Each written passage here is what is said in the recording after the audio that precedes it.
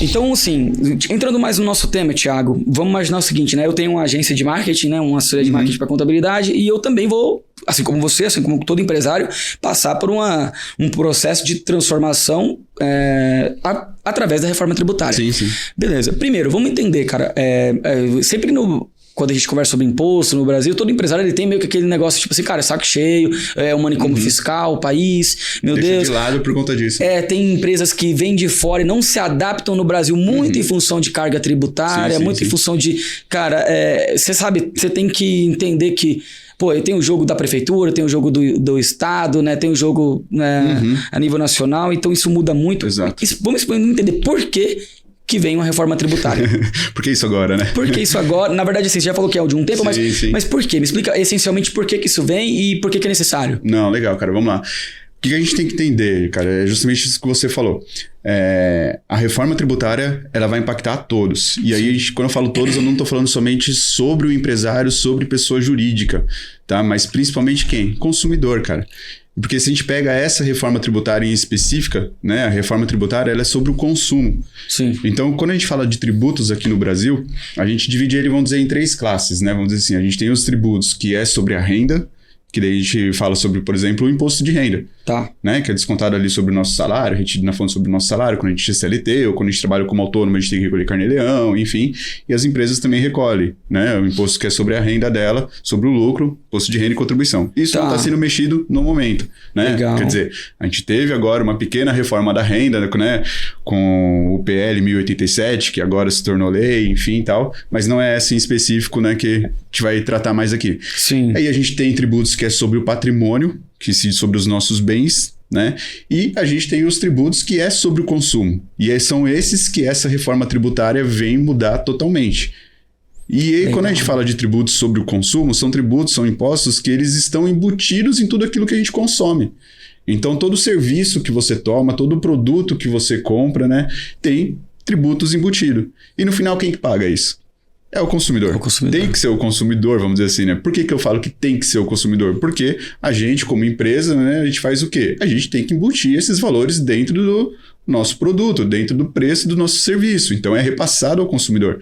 Então, quando a gente fala em reforma tributária, a gente tem que entender que ela não impacta somente as empresas, não está impactando as empresas, porque no final quem paga a conta ele é o consumidor. Correto. Então, assim, independente se você é pessoa jurídica ou se você é pessoa física, você precisa entender um pouco sobre como funciona o nosso sistema tributário, para você entender o que você efetivamente está pagando ali de tributos sobre aquilo que você está consumindo, e você como empreendedor, você como pessoa jurídica, você só sabe precificar e repassar esses tributos se você entender a funcionalidade dele, certo?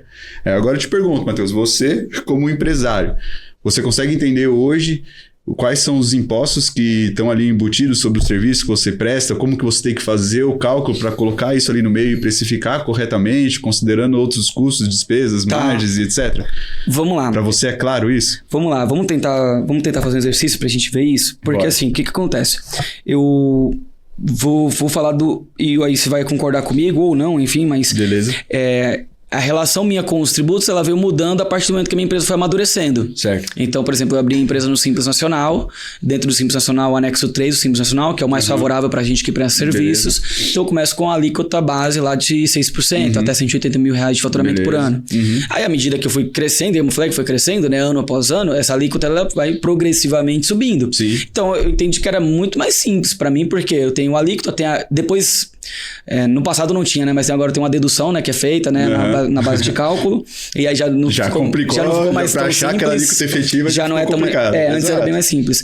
Mas assim, sei lá, vamos imaginar que em dado momento eu tinha, sei lá, 15% de imposto, 16% de imposto. Então, qual que é a minha conta que eu faço, né? Cara, então eu tenho minha receita bruta, então eu fechei um contrato com você, eu já entendo que, cara, 16% desse valor é imposto. Certo. Então ele tá no meu preço.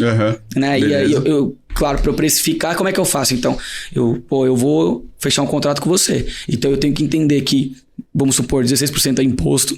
Aí eu tenho que entender depois quanto que me custa em nível de hora, homem, para atender você. Sim.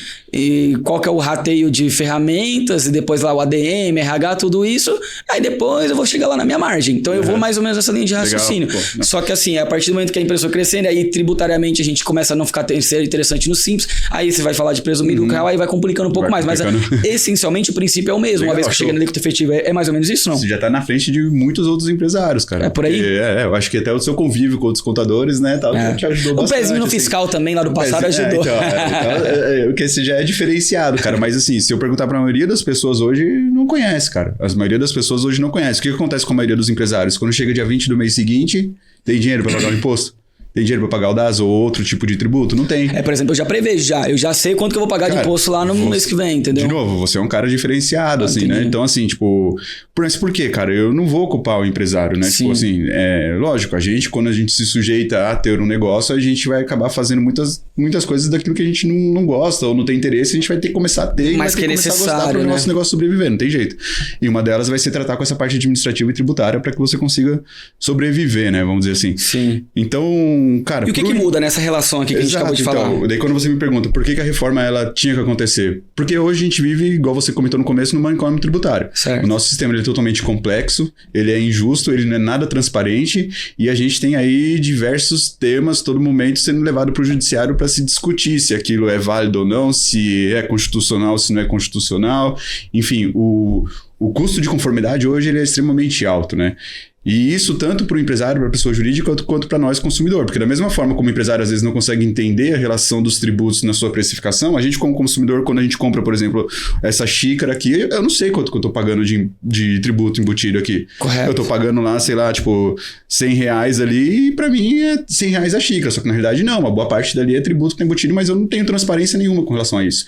Então a reforma tributária, quando ela foi proposta, era justamente, cara, a primeira coisa é trazer simplificação, transparência e justiça. A gente pode dizer que o princípio básico é simplificar, porque é muito complexo no sistema tributário hoje, tá? Que é justamente para acabar com isso, é trazer simplificação em toda a metodologia, na forma de apuração dos tributos, né?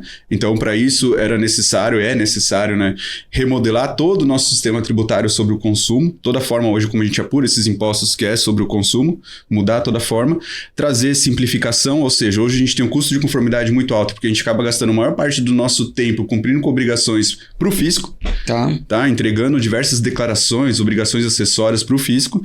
Então, simplificar tudo isso, simplificar a forma de apuração de tudo isso e transparência para os dois lados, tanto para a pessoa jurídica, para o contribuinte ali, quanto para o consumidor, para que ele entenda o quanto que ele está pagando também de tributo embutido sobre aquilo que ele consome, entende? Então, o princípio da reforma, ele foi baseado